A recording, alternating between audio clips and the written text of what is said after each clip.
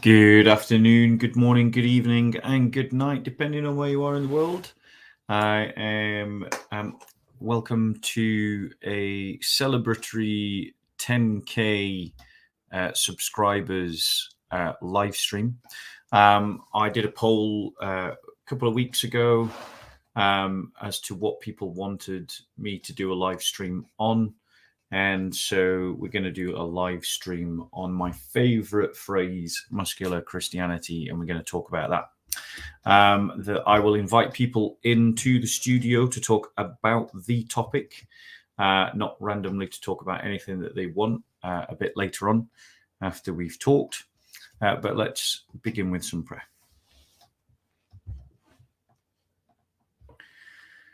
Bring unto the Lord, O ye mighty, bring young rams unto the Lord. Ascribe unto the Lord worship and strength. Give the Lord the honour due unto his name. Worship the Lord with holy worship. It is the Lord that commandeth the waters. It is the glorious God that maketh the thunder. It is the Lord that ruleth the sea. The voice of the Lord is mighty in operation. The voice of the Lord is a glorious voice. The voice of the Lord breaketh the cedar trees. Yea, the Lord breaketh the cedars of Libanus.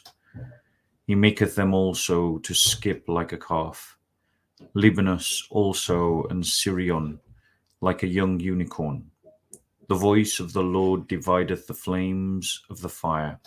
The voice of the Lord shaketh the wilderness. Yea, the Lord shaketh the wilderness of Kadesh. The voice of the Lord maketh the hinds to bring forth young, and discovereth the thick bushes. In his temple doth every man speak of his honour. The Lord sitteth above the water flood, and the Lord remaineth a king forever.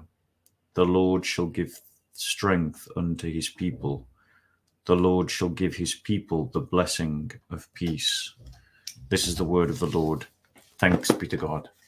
So, welcome Cheech, welcome Solar, and welcome Bloodfire. Good to see you guys.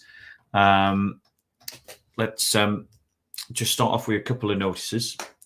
So the first thing to say is that my channel is shadow banned. So please, if you could, hit the like button, like this video, share it, and if you haven't subscribed already, do subscribe. Also, to let you know that I am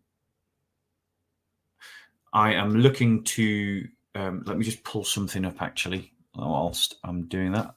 I always start these and then realize I need X, Y, and Z up after I've started. One day I'll get professional, I promise. So there we go. That's what I want. So I am hoping to go full-time, not doing necessarily YouTube, but to go full-time in being an evangelist. And if you would like to help me in that regard, and you want to become a covenant partner, I'm going to share 2 links in the chat, and then it will also appear underneath the video in the description box. One's for Patreon, and the other one is for a blog that I run, both of which you can set up monthly support, or in the blog you can give a single donation as God leads. So if you'd like to do that, feel free. Let me just pop that in the chat for people.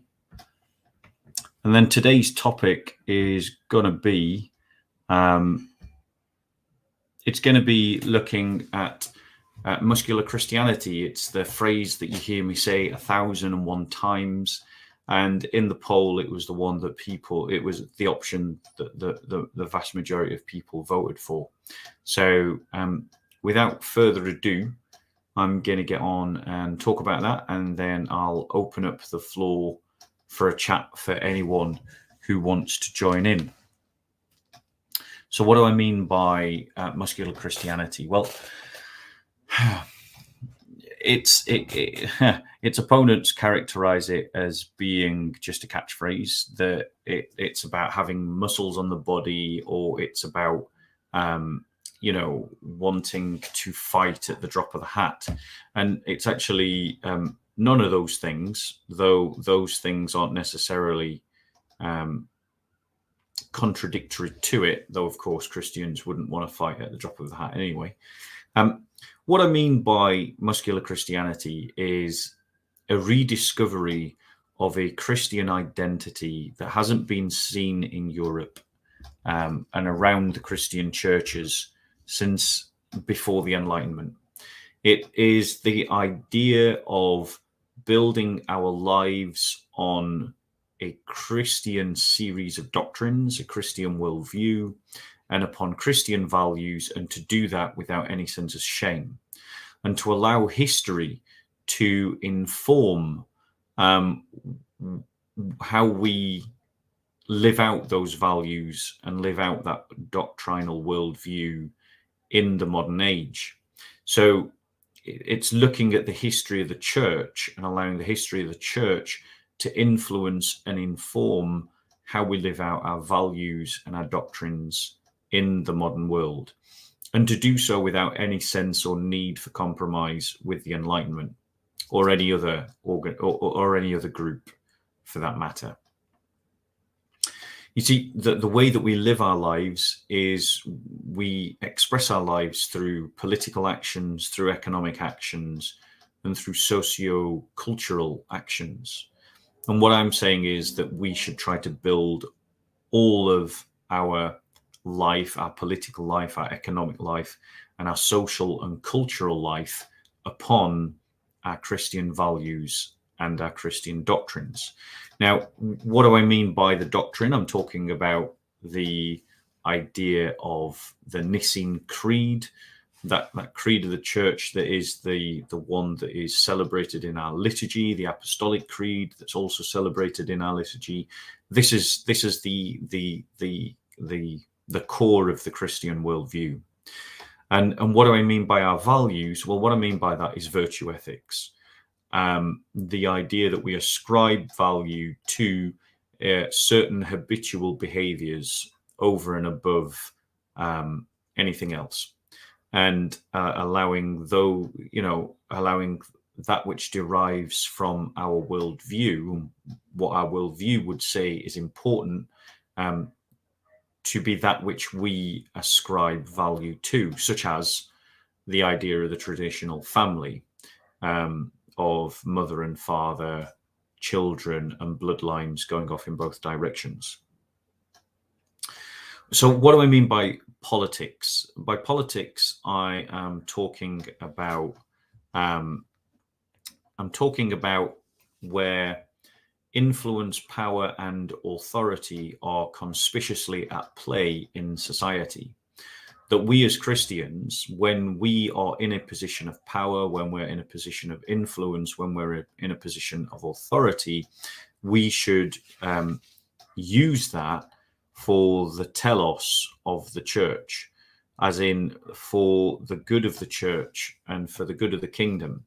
We should use influence, power, and authority to advance the cause, the agenda, the aspirations, the security, the financial and economic success, the cultural supremacy, the sociological stability of the people of God, the body of Christ. Because that's what I mean by church. I mean the people of God, the body of Christ. Now, the the the agenda of the church will obviously become expressed in institutions, and therefore where those institutions are living up to purpose, then they should we should support those institutions. But I want to be clear that these are institutions of the church, not the church itself. So what do I mean by economics? I mean where you spend your money and on what you spend your money, and the things that you buy into, the things that you support with your finances. It's where you do your labor, your work. That's what I mean by economics. And as Christians, we should seek to influence the economy so that it bends itself to the church and bends itself to the values of the church, the aspirations of the church, the rhythm of life of the church, so that when we fast, for instance, during Lent and Advent, everybody starts putting on Lent and Advent menus because they know if they don't, they'll not get any business, that kind of thing. That we decide our economic policy and who we do contracts with based upon solidarity with one another, and solidarity with the body of Christ, so that where and when we can, we do our business with other Christians. What do I mean by the sociological? By this, I mean your relationships, essentially. Your relationships with your family, relationships with friends, relationships with work colleagues, relationships with authority figures, whatever is a relationship. This is what I mean by society, and that we should live out our values and our beliefs along those within those relationships, and without shame or sense of embarrassment. So, it should be a normal thing for Christians to stop and to pray in a restaurant before they eat their meals. It should be a normal thing for Christians to take a break in work so that they can pray. It should be a normal thing for Christians to be living out their faith in front of other people, not in a, oh, look at me kind of way, but just I'm being myself kind of way. Not in a way of I'm so great, I'm better than you kind of way, but rather this is just who I am. And living it out in front of people without any sense of embarrassment. And then what do I mean by cultural? By this, I mean by the customs and the cultures that have and the traditions that have built up within the Christian faith. So like things like celebrating Christmas, celebrating Easter, celebrating, fasting in Advent, fasting in Lent, fasting on Wednesdays in ordinary time, fasting in Fridays in ordinary time, giving our tithe, going on our processions, decorating our houses in certain colors at certain times, eating certain foods at certain times. These kinds of things is what I mean by cultural. And also that when we do art, and art is very important, that we do Christian art. We use art to deliver Christian messages that undermine the world and uphold Christian values and uphold Christian traditions and ideas. An example of what I mean is someone did a magnificent piece of art that then got banned, so no one's ever heard of it, where she just did a glass womb and then put a baby, not a living baby, of course, a model of a baby inside it, and just showed the world what life looks like inside the womb. And it was a wonderful piece of art. And when we do plays, when we make programs, when we make films, that they are influenced by our Christian faith, so they don't have gratuitous sexual displays or gratuitous, or blasphemy or things like that, so that we express ourselves culturally, and as a way of helping us to navigate what all of this looks like in the modern world, we need to be familiar with the history of the church. We need to be familiar with the political struggles that the church has had for 2,000 years, like it's had a 1,400-year struggle with Islam. In terms of economics, we need to understand that the church has always fought against slavery.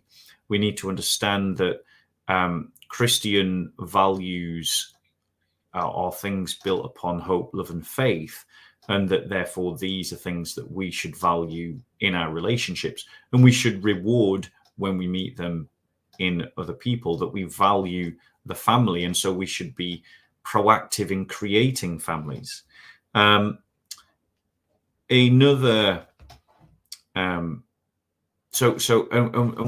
We need to lean upon our history as Christians, as the church, as the people of God, to do that. And so history is absolutely fundamental to this. And what this creates is an identity. It creates a sense of being a group, and that group is the church. That people is the church. That new identity in Christ is being Christian with other Christians, and that's in essence what we're seeking to achieve. This emergence of a new Christian identity in Europe, one that sees itself very distinct from and different to and separate from being American or being British or being Canadian or being Australian, or being Assyrian or being English or being Castilian or Rwandan, or Zulu or Tutsi or Hutu or any of these other kinds of tribes that we could have otherwise put ourselves into. And then absolutely core to this idea of our identity is this sense of solidarity that we have with one another, that Christians are one body, one people, and therefore any struggle that any Christian has is the struggle that every Christian is involved in. And so this expresses itself most powerfully in the plight of the persecuted church, that Christians around the world have a religious obligation to stand in solidarity with persecuted Christians wherever they are in the world, and that this trumps every other cause that we could be involved in. Doesn't mean we can't be involved in other causes, but it means that this for us is the number one cause and everything else is a secondary or tertiary cause. But that solidarity also means that we just stand with our brothers and sisters, and we hold fast together as a people and as a unit. And to do this, to do this best, it requires Christians to consolidate geographically. So to take space, to take geographical space, and to dominate geographical space. Because, as you know, when you go to church, vis-a-vis when you're just with your non-Christian friends, the ways you express your faith multiply when you are surrounded by greater numbers of Christians. And every Christian will understand what I mean by that. That there's more ways to live out your faith in a group than there is on your own. And none of us, very, very few of us, none of us have had the experience of what it's like to live amongst hundreds of Christians or even thousands of Christians, and to even imagine what that might look like.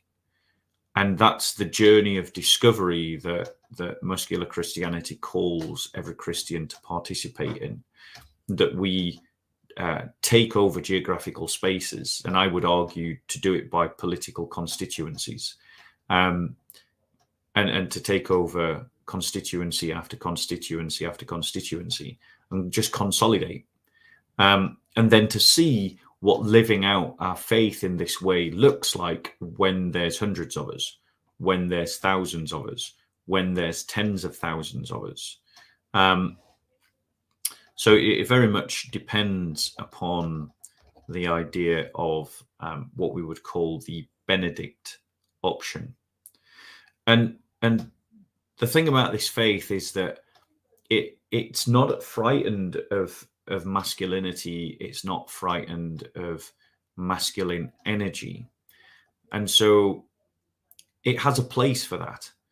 And it understands that masculine energy and masculine desires left unchecked can be destructive. Left uncultivated can be harmful. And so it adopts and accepts the chivalric code, which is something that is a code for the Christian warrior, which is what every man should be called to be: a warrior, a scholarly knight, a scholarly warrior for the church. Every man should aspire to be as close to that ideal of the chivalrous knight as they can possibly get, given their life and their circumstances. And understanding the chivalric code and cultivating it in our life and cultivating it in the life of our boys, so that we might raise up a generation of men as opposed to a generation of wimps. And the point about a masculine Christianity is that it doesn't always operate through spiritual devotions. Because what has happened in the cooked churches, in the churches that have basically lost their spine, is that whenever anything happens, all they do is they go to spiritual devotion. Let's pray about it. Let's read the Bible. Whereas in masculine Christianity, requires that people can express their devotion to God through politics, or express their devotion to God through economics, or express their devotion to God through cultural programs. Excuse me one moment.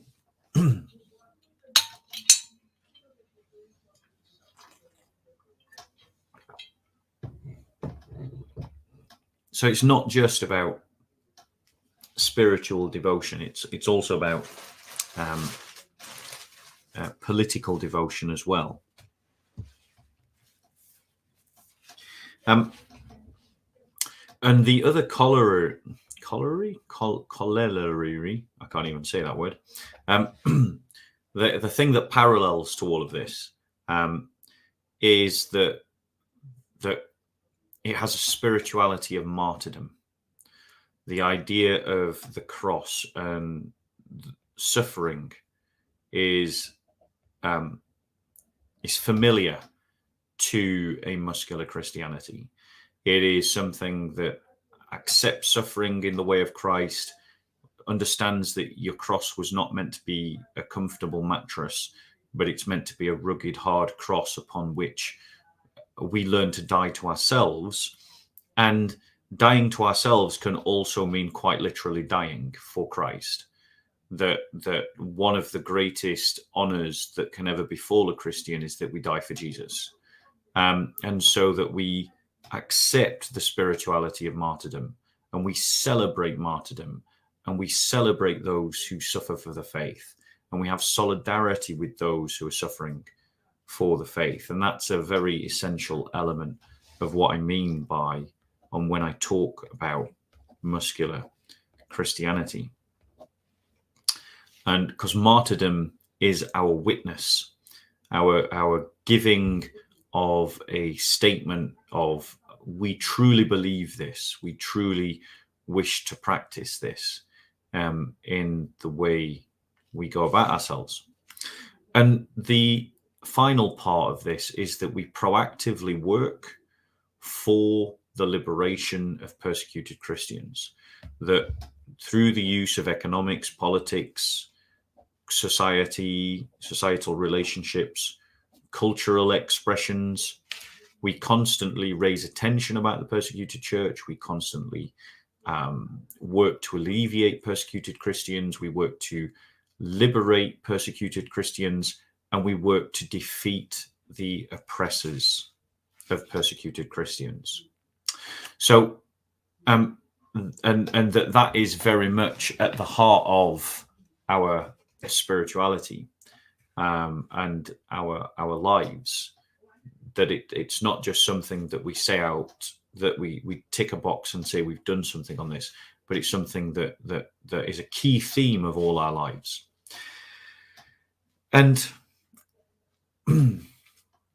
this is in stark contrast to civic forms of church. And what I mean by civic forms of church is churches like the Church of England that perform public ceremonies for the marking of the state calendar and sprinkle religious language over the agenda of the state. That's what I mean by civic churches. So the Church of England is very much an example of a civic church, or if you're in America, what I mean by that is the Episcopalian Church is very much an example of civic churches. It stands in contrast to club churches.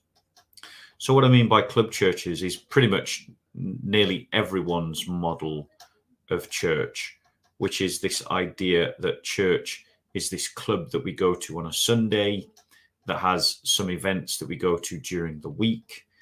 We do our little bit of Christian thing. The church puts on events that we can tap into or tap out of, depending on how we're feeling.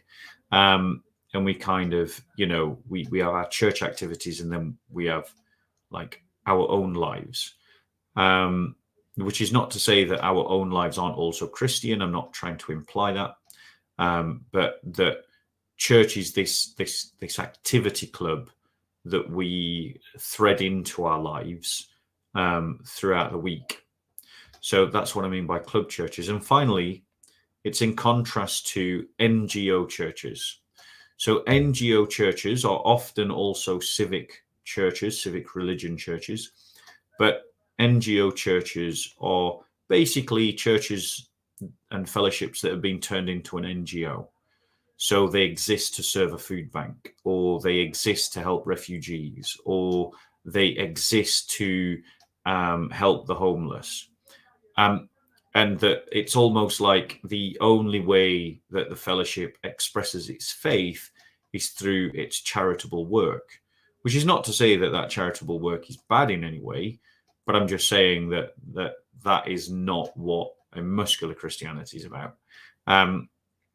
Of course, a Benedict style solidarity and themed muscular Christian faith will have its civic ceremonies, for its own population. It will have its own societal, cultural events, much like a club church would, and it would also have its own charities. But whilst it would seek to do good to all men, it would seek to do good especially to those in the house of faith, based on the logic that when the church is in a position to look after its own, it's then and only then in the best position to bless its neighbor. So that is what I mean by a muscular Christianity. And at this point, what I'm going to do is I'm going to invite people on to talk about it. I want to be clear. You can come on and you can talk about it. You can ask questions, but it's got to be about the topic. If you start going off topic and jumping on something that's not about topic, then obviously I'll ask you to leave. Okay, so I've said that, and all you 45 people that are watching this right now, if someone starts, if somebody starts complaining because I've removed them, remind them it's because we're meant to be talking about the topic.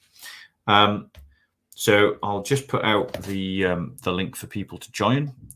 I may let you on one at a time. I may let you on all at once. I would ask you to be patient, especially if I introduce you in, let you in one at a time for each of you to have a say.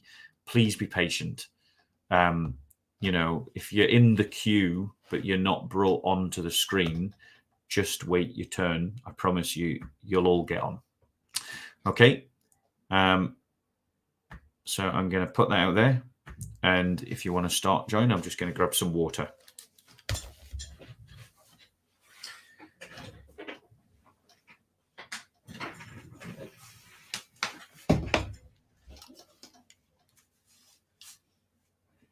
So just while I'm waiting for people to click on the link and join in the conversation, and by the way, you can keep yourself off screen. You don't have to have your camera on to come on. You can just come on as a voice and an icon if for whatever reason you don't want to show your face. But just some other notices. If you are an administrator and you've got admin rights, there are certain people that you can silence on site, like Aladdin, Paul of Tarsus. These people can be silenced as soon as they appear, and just keep silencing them. I don't want them in the chat, to be honest, but I don't want you to kick them out. I'm the only one that can kick anyone out. So if you think that anyone is trolling, please only silence them. No administrator has the right to kick anyone out of the chat. And if there is an administrator kicking people out of the chat, please report them to me so that I can take away their admin rights. Okay, so I'm going to put it out there again, just in case people want to jump on to talk about the topic of muscular Christianity.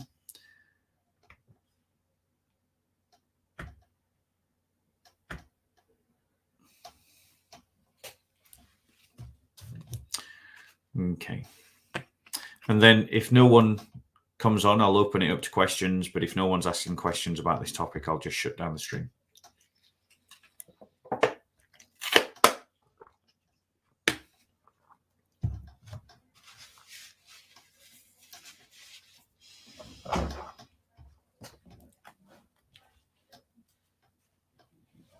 So, whilst people are deciding whether they want to come on or not, if there are any questions on the topic, please put at Bob, and I'll begin to try and work through some of your questions, and we'll see how that goes.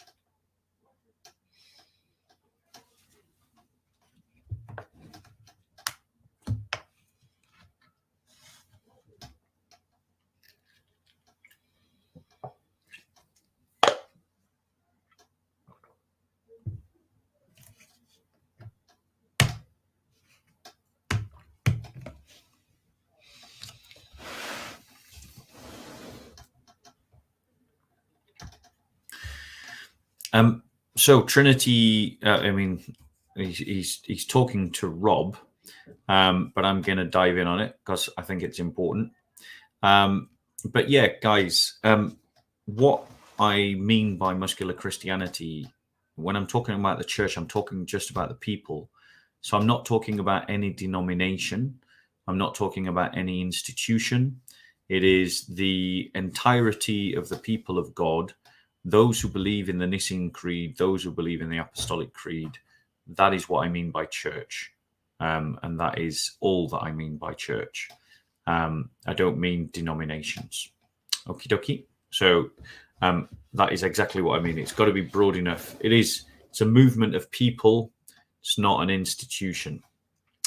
Okay, so we've got someone coming into the live stream. Let me just take this question first. I'll bring you in. But let me just take this question first before you start to speak. Did you see this polemic on YouTube, Christy, to follow different people about Marian beliefs? Do you want to say anything? No, Isaac, perhaps you weren't here when I said it's people who we're talking about muscular Christianity. So I'm asking people to talk about muscular Christianity. So please stick to the topic. Okay. How are we doing, bro? Hey, can you hear me, Bob? Yes, I can hear you. How are you? I'm doing wonderful, sir. And it's nice to meet you. And I just want to say this real quickly, Bob. Hope you don't mind. I've been watching you for a few years now, and I've learned so much from you, stuff from Islam, and just overall in general the history of the church. And I just want to say thank you for all of what you do, and I'm happy God sent you to do this work. Thanks be to God, and I'm glad, bro, that it has blessed you.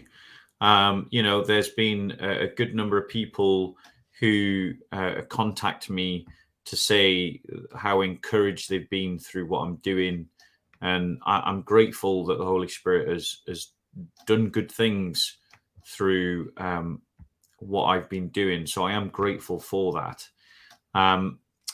Yeah, thank you very much. Is there anything you want to say on this topic that we're talking about? Yes, sir. My first time ever hearing the phrase um, Christian masculinity, I think that's what you call it, was from you, and it was from one of your, I guess, speeches when you were at the park. And I think it's just a great way to express, how I guess men in particular need to act when they are presenting the gospel and when they are, I guess, debating or having these discussions with people of other faiths. And one thing I guess I wanted to ask you, Bob, was how I go to my local church. I haven't been going quite recently, sadly, but going to my church, what would be a good approach on how to explain this to my other Christian brothers and sisters in Christ? How do I go about pressing this message of masculine Christianity? It's about muscular Christianity, not Muscular. about masculine Christianity. Because women are as much a part of this as anyone else. And just to say, Predator, I do see you, and I am going to let you on soon, so please be patient. But yeah, it is this idea of firstly, I would use my channel. That's a key way to get people talking about this. And this particular video is going to be a great way to try to introduce this topic to your fellowships and to other Christians. But one of the best ways, I think, to try and get people talking about this is to point out its need, to start with pointing out the need. Why is it that Christians make up so many people and yet have such little impact on our society? Why is it that Christians have been presidents and prime ministers of much of the Western world, and yet we've got nothing politically to show for that? Why is it that there's so much apostasy happening within the churches? Why is it Muslims have, even though they're a smaller percentage of the population, got a bigger impact on society than we do?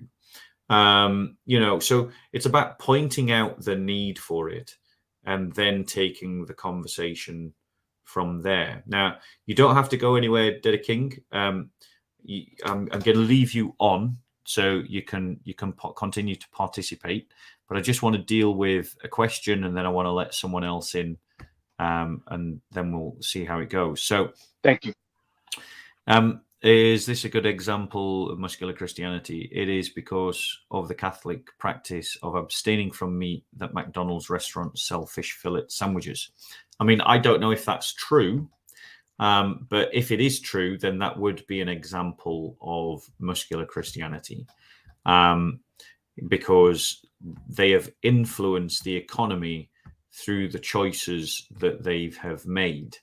And that's exactly what a sort of muscular Christianity should do. Okay, I'm going to bring in Predator. Predator, what would you like to say on the topic? Hi, can you hear me? Yes, we can hear you. Sorry, my mic's a bit funny.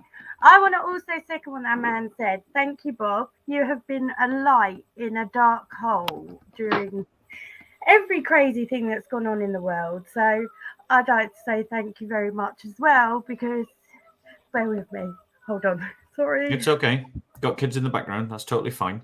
I appreciate the fact that there's so many people coming forward to tell me that I've been able to be a blessing, and it's a sign of that if you follow your vocation, God will be able to use you.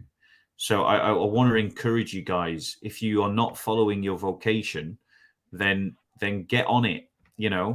Learn what your vocation is, find it, seek it out, because the reason why God gives you a vocation is because he wants you to bless. He wants to use you to bless his church. And whatever that vocation might be, please, consider it.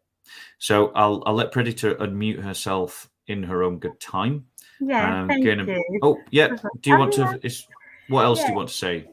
Thank you. Yeah. Also, I second what he said as well. How my church is so.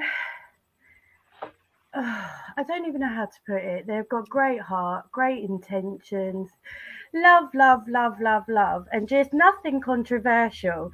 I mean, I love Club my Christianity. Sorry?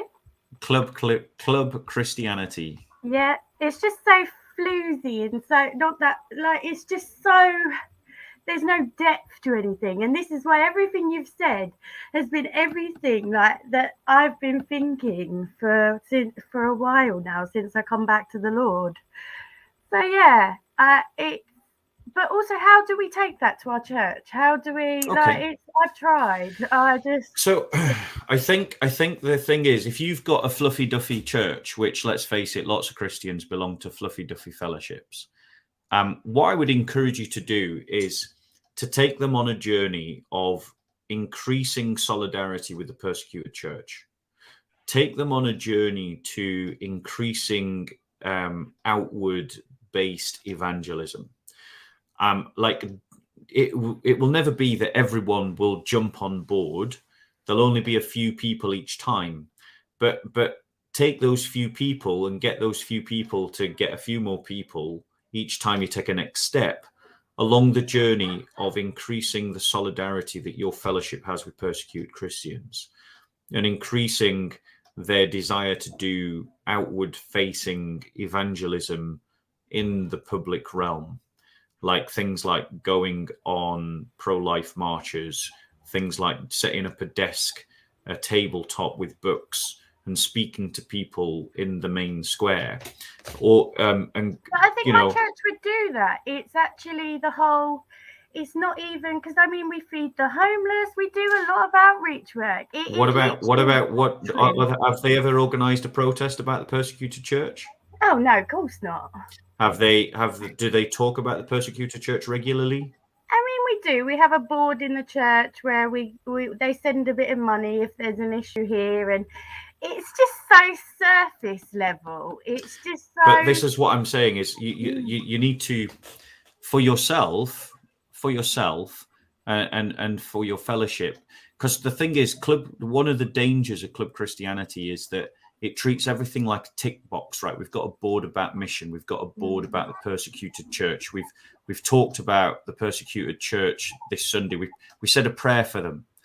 We've got to be challenging our fellowships that we've got to go a bit further than this. So what about doing regular fundraising events for the Barnabas Fund? What about getting a Barnabas Fund speaker to come and speak at your church? What about having a dedicated prayer event, dedicated prayer for the persecuted church every week? The thing that we've got to, and I just want to say that, Proud Heretic, I do see you, and I am going to bring you on.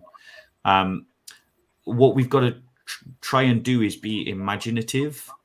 The thing is, if your church is doing stuff, it's what they're not doing that you need to be looking at.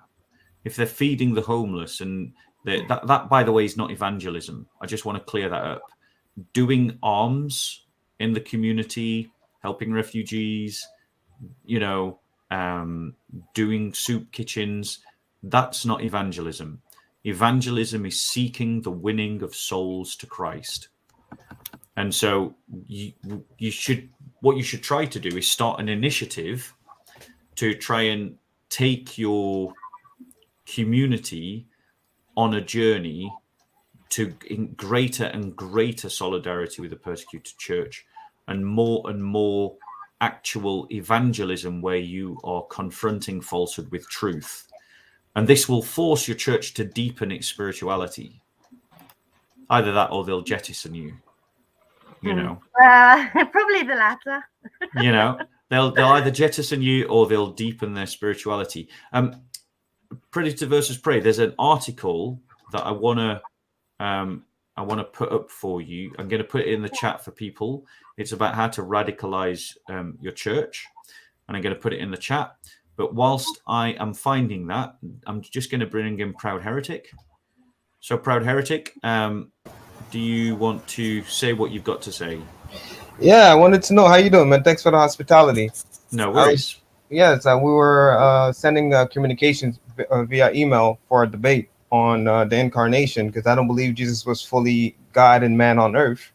So I'm wondering on your platform, when would you be willing to discuss this? Because I already debated with Pastor Rudolph Boshoff, Chris Claus, Jake the Muslim metaphysician, and they keep telling me that I'm the heretic, but I believe I'm the one who is consistent with Scripture. So since you're did you hear what I said about what this tonight's about? No, I didn't. I just came in right now. I'm sorry. Okay, that's fair enough. You weren't to know, but tonight is not about personal requests. No, there's no problem. I can let you go. Yeah, if you would, because tonight is about something different. It's about muscular Christianity and asking people to stay on that topic, please. Okay, no problem. Take care of yourself. Yeah, no problem. Hey, Bob. Right, bro. Yes, sir. But I just want to say this real quick before I have to go. I appreciate you for bringing me on. Like I said, I've been watching you for years, so it's kind of great to hear your voice and actually talk to you one-on-one. But I did want to ask you this before I depart. In regards to this muscular Christianity, is the main issue that you see that's not being talked about, is the number one issue not bringing up the persecuted church? Is that what should be? I mean, other than the gospel itself, but is talking about the persecuted church the main thing that needs to be brought up, in your opinion?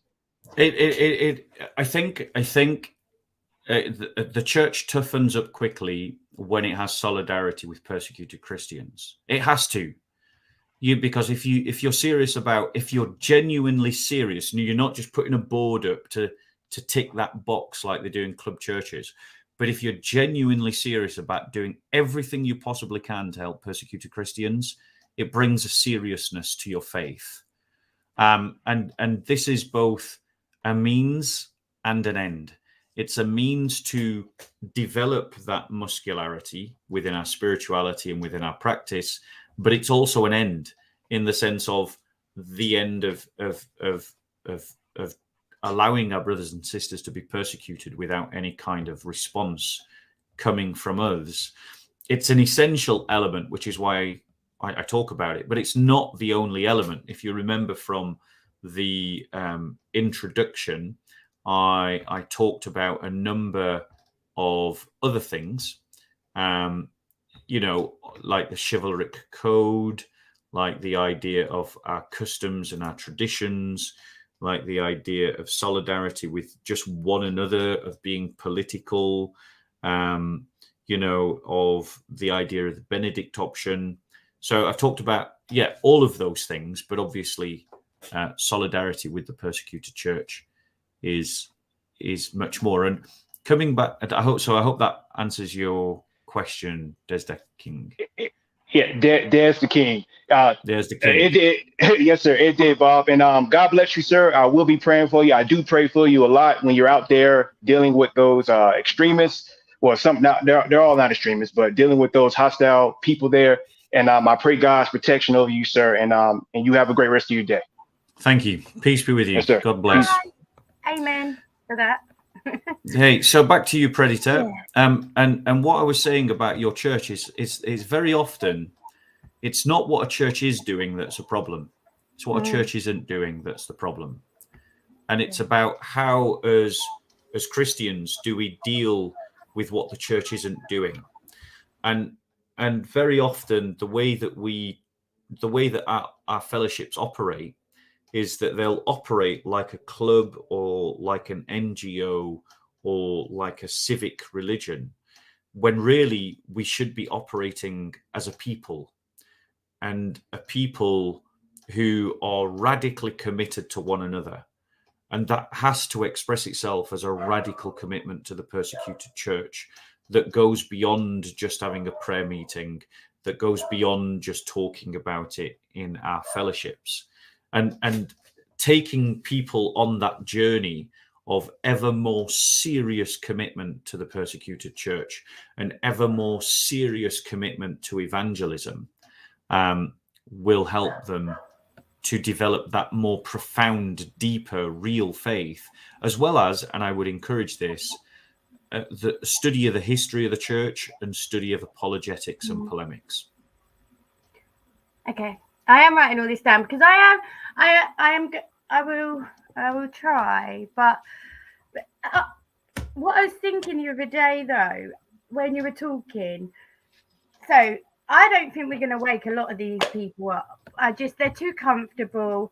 I was listening to what you said, and you hit the nail on the head the other night. They are comfortable. It's very much business-like, and I do think we're going to struggle. So then that's when we need to work with the willing.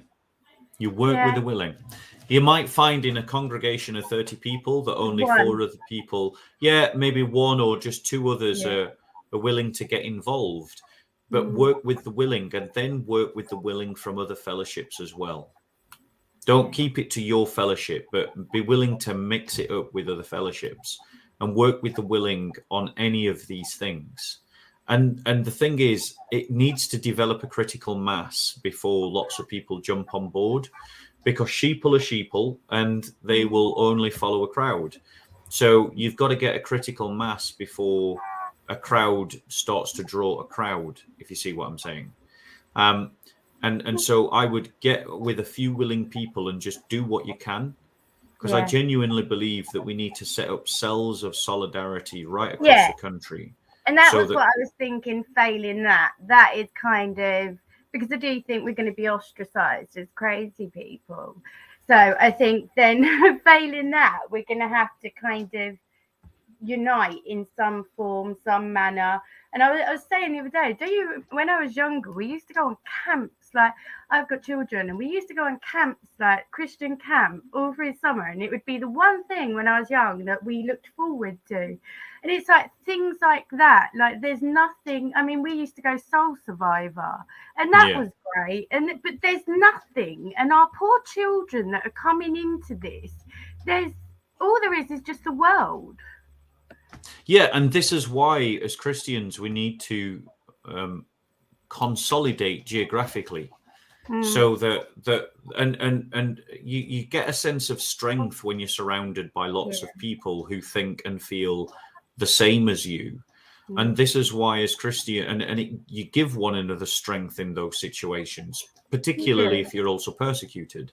And this is why, as Christians, we need to adopt the Benedict option and to unite in political constituencies as a way of collectivizing our way of life. They don't like to touch politics. Sorry? They don't like to touch politics. Wimpy Christians never do.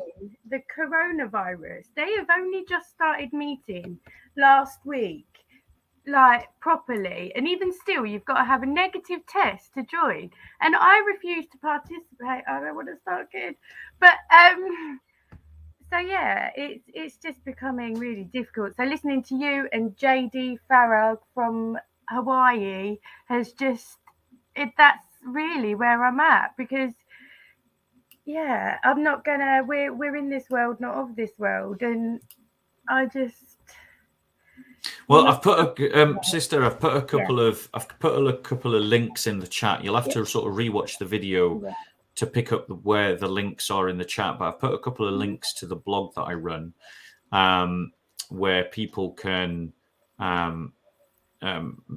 pick up more of these thoughts and absorb more of these ideas. So maybe have a read a few of those if you haven't already. I just want to take on this point from Trinity, which is that we need a Christian political party that is non-denominational and sticks to some very basic gospel values. And I got to say, I completely agree, Trinity. That is exactly what we do have in this country, but every Christian in every country needs their own Christian political party that they can unite around, which means that it's got to be basic in terms of a reduced core doctrinal belief system, Nicene Creed, Apostolic Creed, and no more. What tends to happen, though, when a political party is born is that the first people that jump on board with it are all the quacks and the eccentrics. I mean, politics tends to involve quacks and eccentrics anyway. It's often derided as theatre for ugly people, and that's probably a fair description. So that would mean, therefore, that just like Christian music had to mature and Christian filmmaking had to mature before it got past all the cheesy, horrible stuff, that we've got to get our political parties to a level of maturity so that they're actually serious, can be taken seriously by Christians. So if you're in the UK, look up the Christian People's Alliance, get involved with it, and the broader it goes, the better it will become as an organization. Because obviously there's less quacks. So I'm going to bring in now Jacob and Michael Giraldo. How are we doing, guys? Hey, Bob, how are you? So I'm going to let Jacob go first. Jacob, what have you got to say? Hey, Brother Bob, it's my first time speaking to you. I just want to come on and say that I do support what you do. I do think that it's something that we definitely need as a Christian. As a Christian here in New Zealand, that's something that we are lacking. It's like you say, church is becoming like a social club now, where we just go in and preach the word, and that's it. We go home. So I've been a fan of you, Bob, and I do pray for you, and I do hope that what you're planning, what you will come to, will be successful. Well, thank you very much. And again, I thank God for anyone that I've ever helped in what I'm doing. And again, it stresses the importance of trying to follow your vocation, because that is how God can use you to bless the church, is if you find your vocation. I'm just to let you know what Jacob's talking about, if people don't know, is that I'm trying to become a full-time evangelist. I only do this part-time. My current employer is looking to reduce my hours to 2.5 days a week, which would allow me to do evangelism for 2.5 days a week.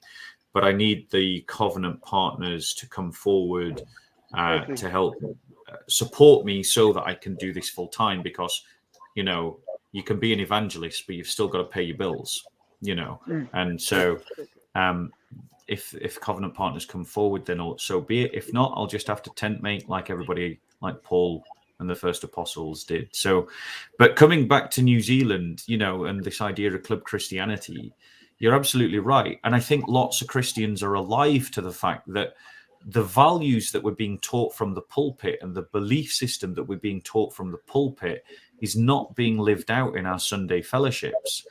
And it can't be lived out in our Sunday fellowships if our Sunday fellowships are just Sunday clubs.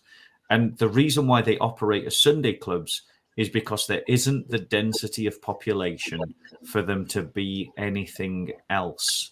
You need a close-knit community for it to be a society. And this is the thing that Christians have got to learn about sociological truths, because, we are the Church of Christ, but we still live in a universe of laws, and human behavior also works by sociological laws as well.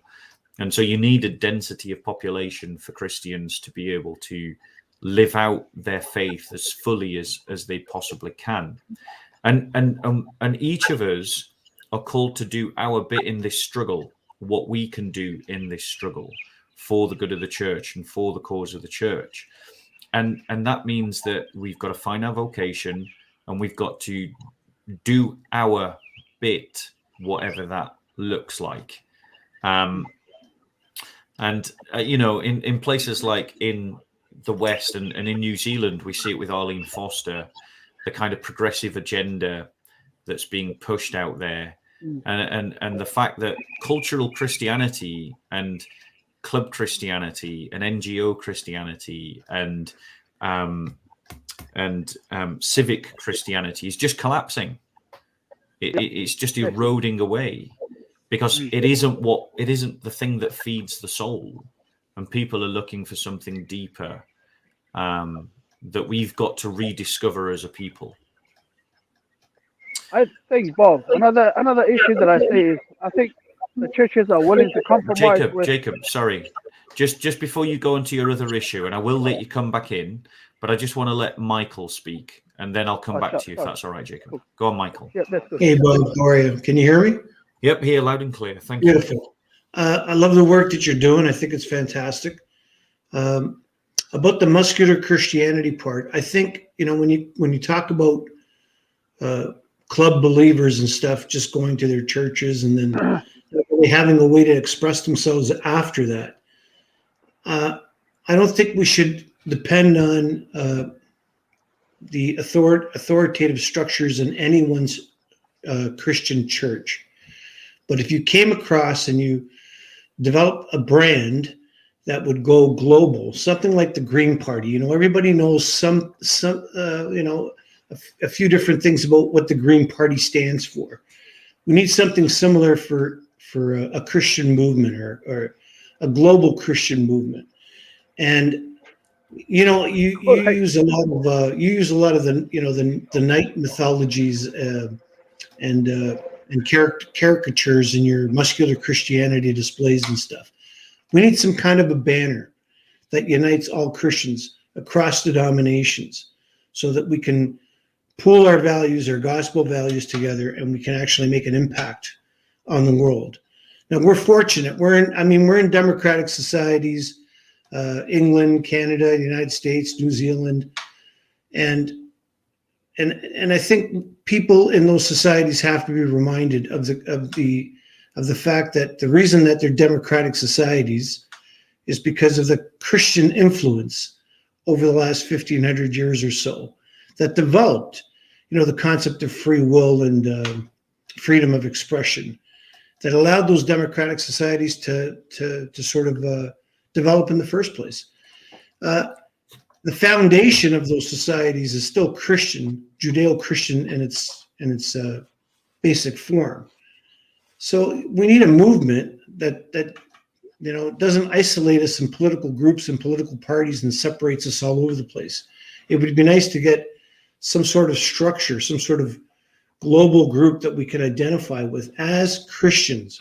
So whether you're Catholic, Protestant, whatever your denomination is, if the group has a basic core principles like belief in the Trinity, belief in gospel values, and then turn that into a political organization so that we can sort of have more of a voice in our own societies as well as global. So let me come in, Michael, because I think I do get what you're saying, and I don't know if Rob and you were on the same thing, because Rob is obviously saying something very similar. I think that before a brand, which is because the church is full of imagery. Christians have imagery in abundance. I think actually what we need is for more Christians to get a new vision, a different vision of, how we can live as Christians in the 21st century post-Enlightenment. And for more Christians to adopt that understanding of the faith that we're talking about, this muscular Christianity. See, sorry, Michael, let me just finish my thought, bro. Sure. So and because then I want to let Jacob come in and the three of us can continue to talk for sure. But I just want to respond to what you've said. So in terms of a brand, for me, it's something that would be useful, but it's not the most important thing. What we need as Christians, much more importantly than that, is a clear understanding of what a Christian political vision would look like. What would a Christian society look like? What would a Christian civilization look like again, post everything that's happened, post the Enlightenment devastation, post the Reformation Civil War, post the mass immigration of Muslim populations into these lands? What would it look like? And that is much more important to us, I think, than a brand.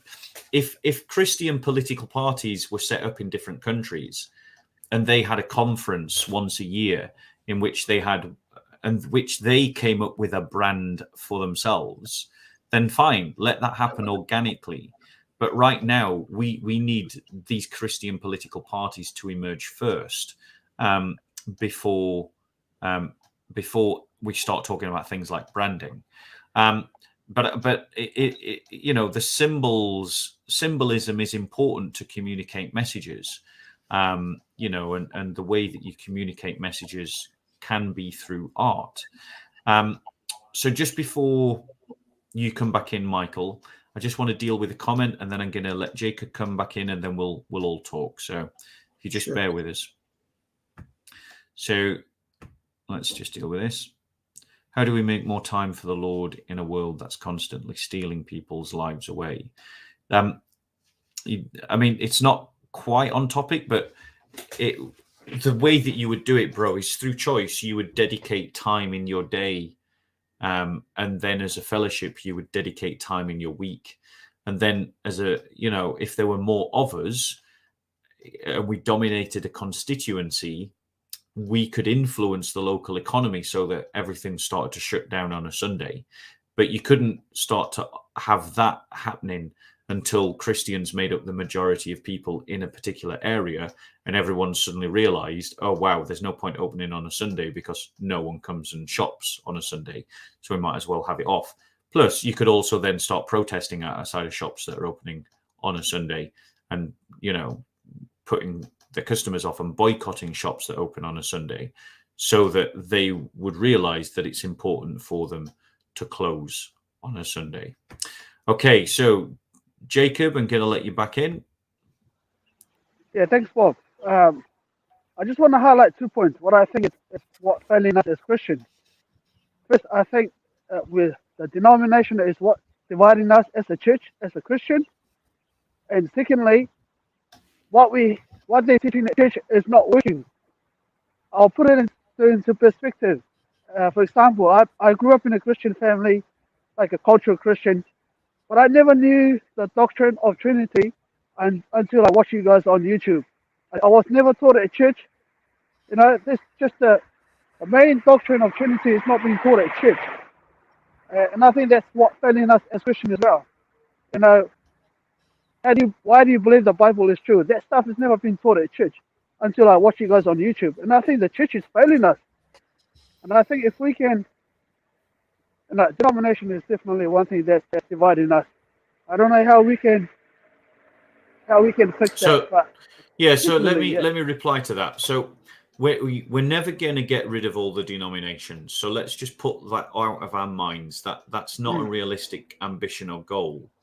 But what we can do is we can cultivate within ourselves and within others this idea that we are the people of God, and that is much more important than any particular denomination that we belong to.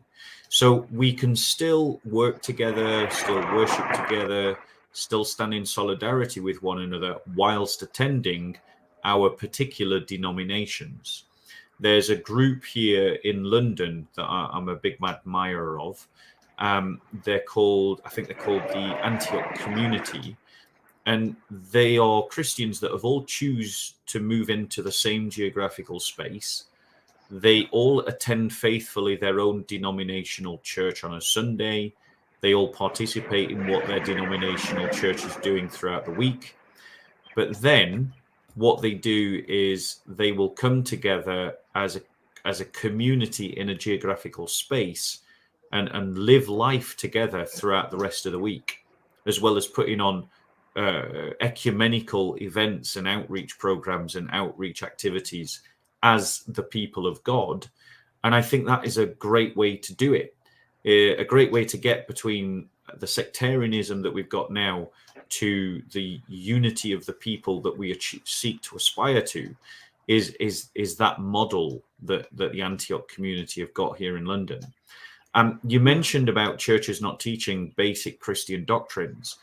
If your church is not teaching you basic Christian doctrines, you need to be asking. I'm just going to mute you, bro, because of the traffic, but I'll let you speak when you want to. So you've got to, if your church is not teaching basic Christian doctrines, you should be asking serious questions of your elders and serious questions of your PCC and serious questions of your vicar as to why on a regular basis they're not teaching core Christian doctrines and what they mean. And if your church is resistant to the idea of teaching core Christian doctrines, perhaps you need to find another church, another fellowship. And when you leave, tell them, I'm leaving because you don't teach but core Christian doctrines. I've not heard a sermon on the Trinity in a year or more. You know, it's embarrassing that these things are not being taught in churches. And churches that don't teach these things are more like clubs. And apologetics has to become a part and parcel of church culture. Michael, you wanted to say something more? Yeah, some of the stuff, like, we need an umbrella organization that is non-denominational, but that pushes a Christian agenda. Like, it has to be broad enough so that the church, being, all Christians, because all Christians are part of the church, they can feel comfortable, like, being a part of or being a member of. So that's where I guess the branding kind of comes in. If you want to make it a muscular Christianity, then have symbols that draw us towards at least this common umbrella of a Christian brotherhood. In Islam, it's a political as well as a religious ideology. And they have the advantage there because they vote in blocks, they vote as groups and stuff. And that empowers them in a democratic society to get their views across. Well, we need the same thing as Christians. We're in democratic societies, but we get divided. Liberals have some good policies towards the poor. Conservatives tend to be pro-life. And so we get separated amongst political parties that already exist in the mix, whether you're in Canada or the UK or even in the United States, where it's pretty brutal actually right now in terms of divisions. But the Christians we get mixed up in all of that. We get divided.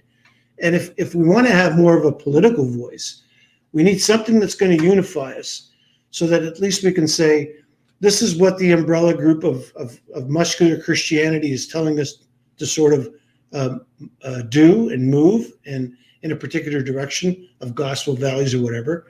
And then at least we have a sense of movement politically.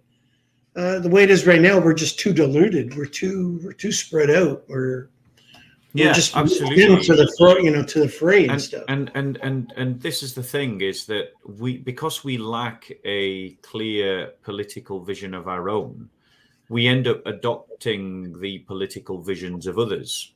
And this is a massive problem. The idea that Christians should have been divided by, for instance, whether they're pro-life or pro-choice is ridiculous. Like, that shows a lack of Christian education about political issues, because there is no pro-choice space in the Christian worldview. There's only a pro-life choice. Right, but Bob, so what happens is, sorry, Michael. Let me just.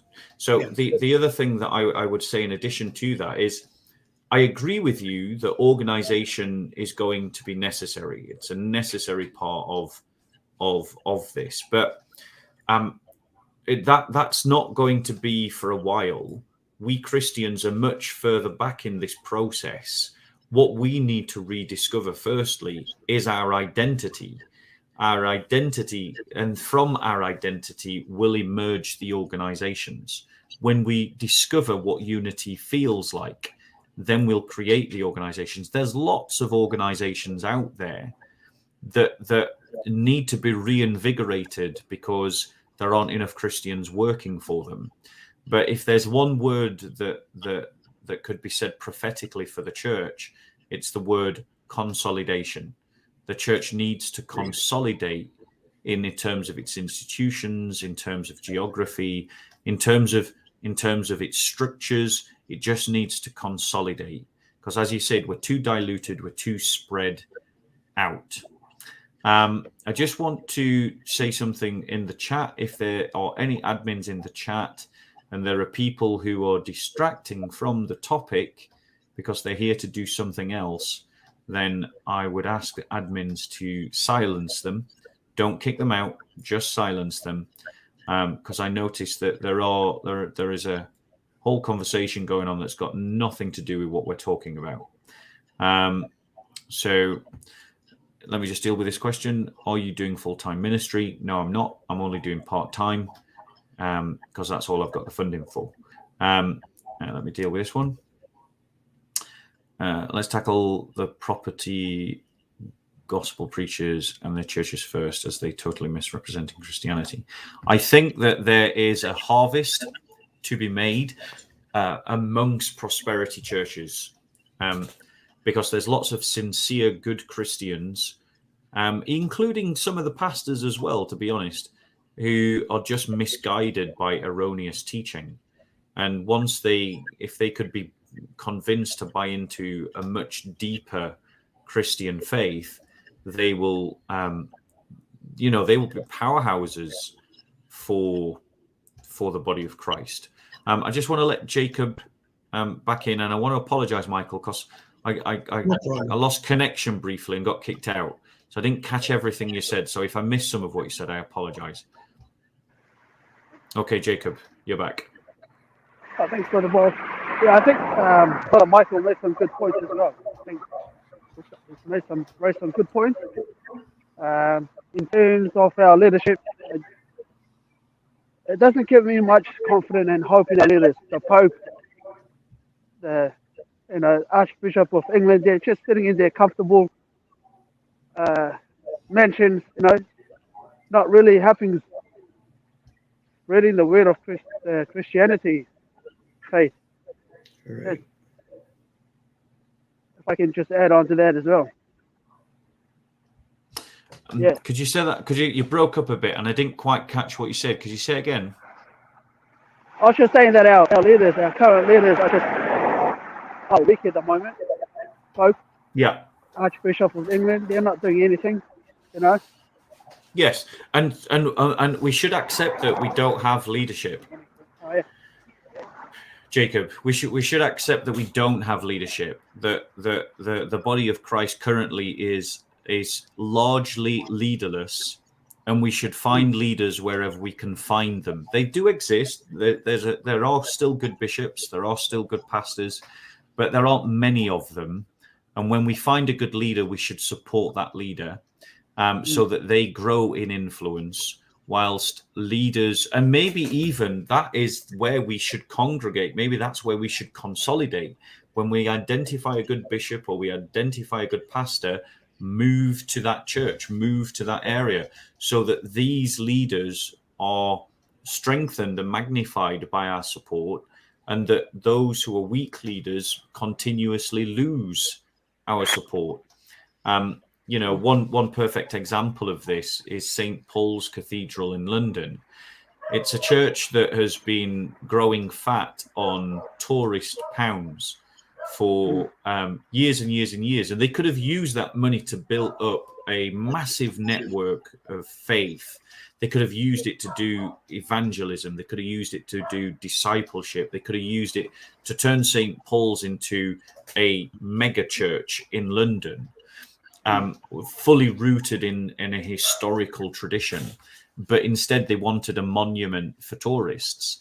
And then when the tourists disappeared, the church went virtually bankrupt, and now they're begging the state to bail them out. And I think that we shouldn't let the building fall. I think that churches need to, if churches understood that the church is not the building but the people, then St. Paul's wouldn't be in the shape that it is now. But it sees itself as guarding a monument rather than being a living fellowship unto the Lord. Do you guys have anything else you want to say? For Jacob, I agree with what Jacob just said about the leadership in the church when he was talking about the Archbishop of Canterbury and the Pope. That's why I said that maybe we need an organization outside of existing structures, outside of the evangelical churches, outside of the Catholic Church, outside of the Orthodox Church, because there's a lot of lay people like me, and I mean I'm a Catholic by denomination, but it's irrelevant. If there was an organization where we could get together as Christians, then that is the living church for me. And once we start bouncing off of each other, then I think we become a little more focused on what our goals should be in I'm going to talk about in the Western world, in Canada, in the US, in the UK, because let's face it, guys. Take a look at Afghanistan. We are the last great hope in the world. If our democracies crumble, there's nothing left. And the only reason why we're still standing as democratic societies, is because we're still Judeo-Christian in our heritage, in our building blocks. If that erodes, and it looks like it's eroding, then you know what? Our democracies are in trouble.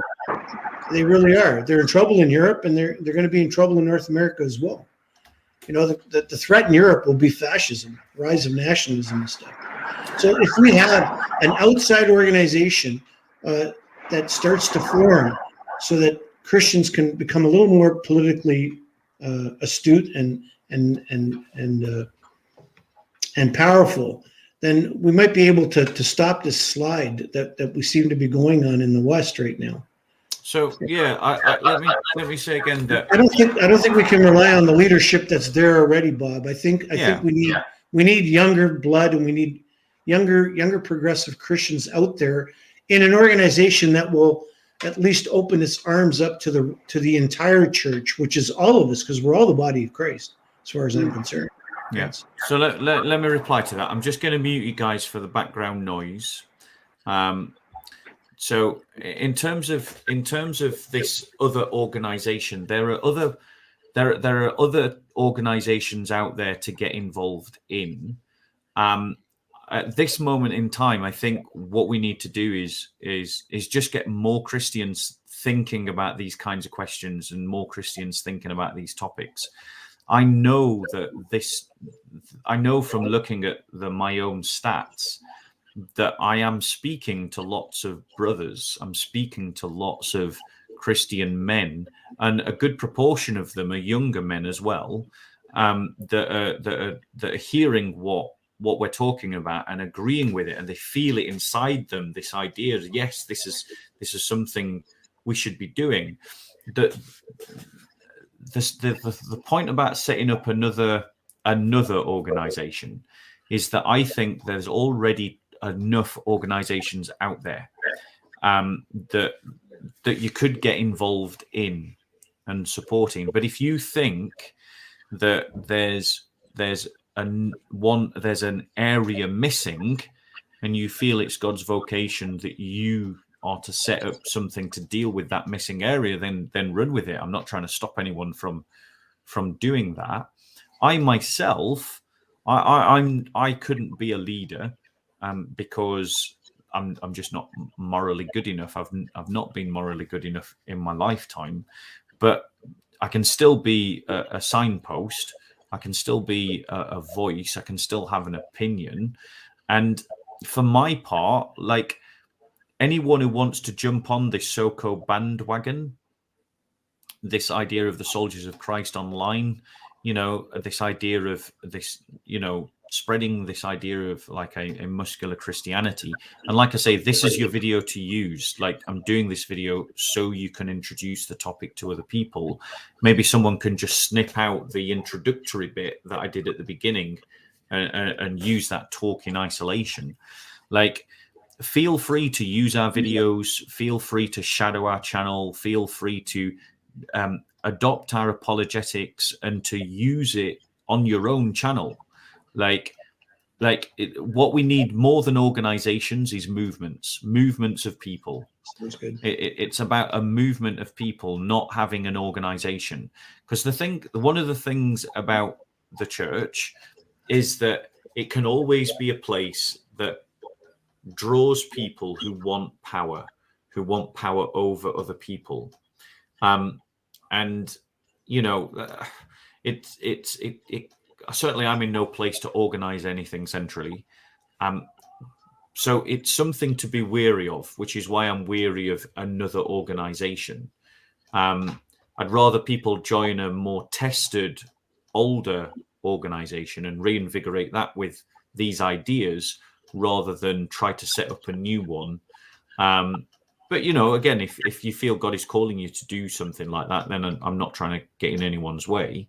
But I think what we need to focus on is from what you're saying, Michael, actually a couple of steps back. The idea of getting out the idea of getting out the mindset, the idea of getting the unity, the idea of getting a movement, and then trusting God that he will inspire someone to set up the organization or an organization when it's needed.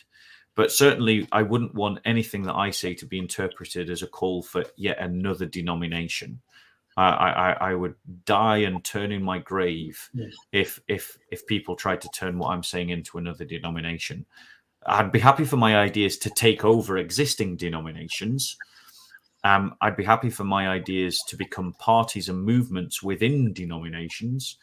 But, you know, God forbid that anyone sort of sets up yet another denomination. Okay, guys, any final thoughts from you? I'll let Jacob go first, and then over to you, Michael. For me, Brother Bob, it's good to speak to you. I know it's not the same as face-to-face, but I know it's the best thing that we have now, technology. You know, keep yourself safe at Speaker's Corner. Do you know what's happening with the other brothers? I haven't seen them at Speaker's Corner. Like Daniel, Paperboy. You know, he seems to be the only one that's been real active at Speaker's Corner. Okay, so yeah, I mean, Daniel, Godwin, Paperboy,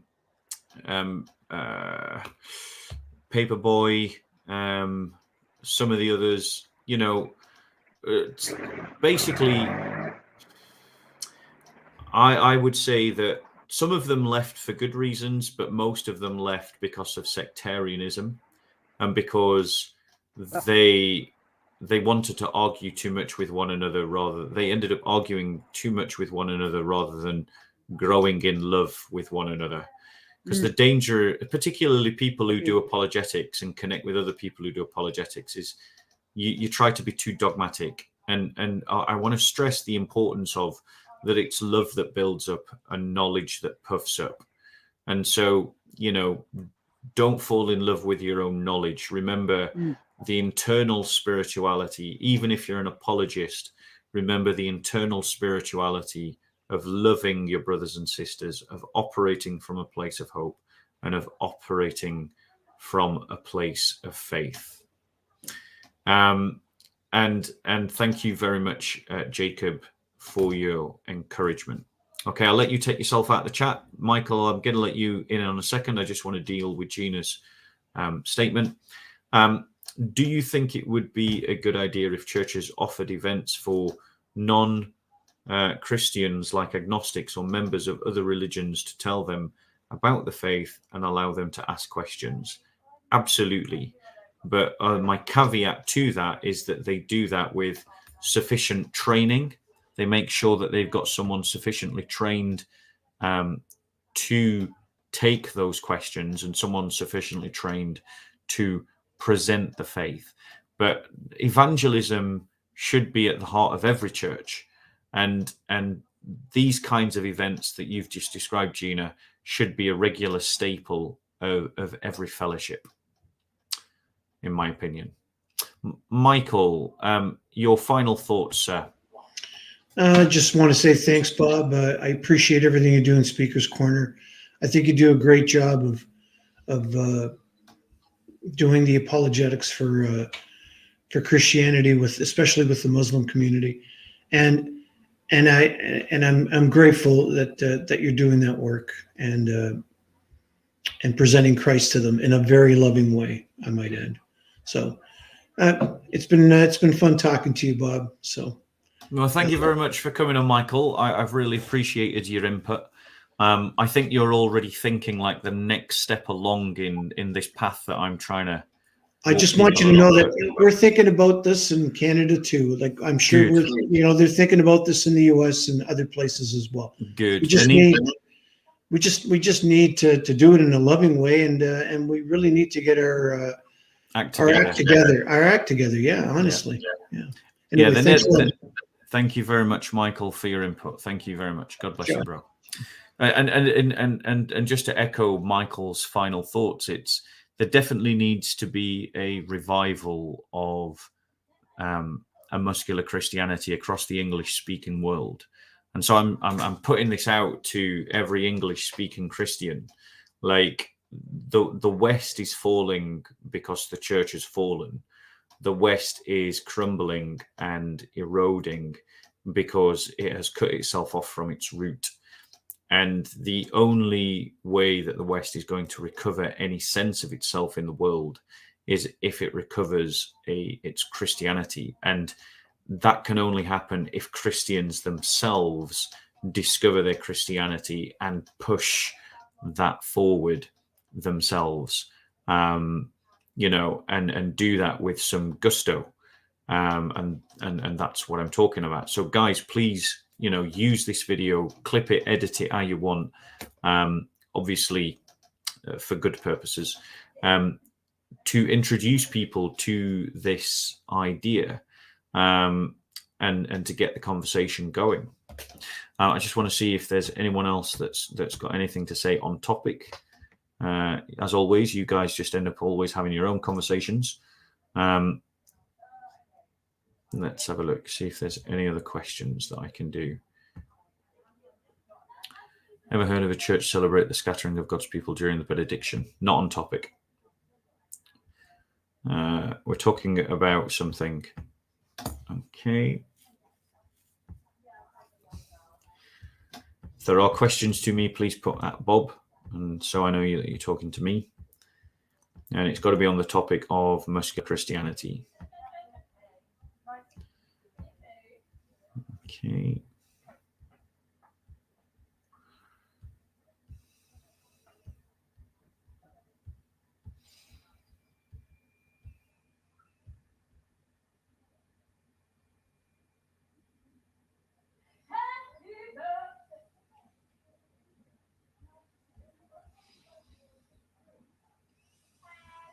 Let's see, what's that? If Protestantism was created as a result of papal corruption, how do we Protestants justify our denominations as valid? Should we not have aligned with the Orthodox instead? I mean, I want to try and move past this sectarian conversation. Like, as Christians, it's about whether someone is a disciple of Christ. It's about whether someone is following Christ. It's not about which denomination that they belong to. And so the unity that we need to aspire to, the only unity that's actually achievable, is not a unity of institutions, nor is it a unity of denominations. It's a unity of mindset. It's a unity of values. It's a unity of ambition. It's a unity of good works. It's a unity of solidarity with the persecuted church. It's a unity of orthodoxy with a little o. That's the kind of unity that we should aspire to. And that's how I would relate your question to the topic we're talking about.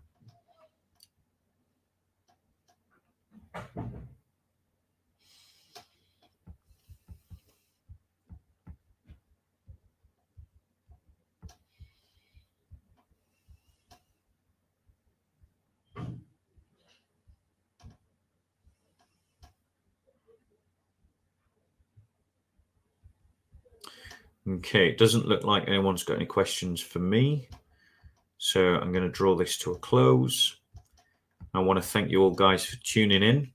As I said right at the beginning, my channel is shadow banned. So please do like, please do subscribe, and please do share the videos that you see. I put them up so that they can be tools for you to use how you see fit. Go ahead and use them.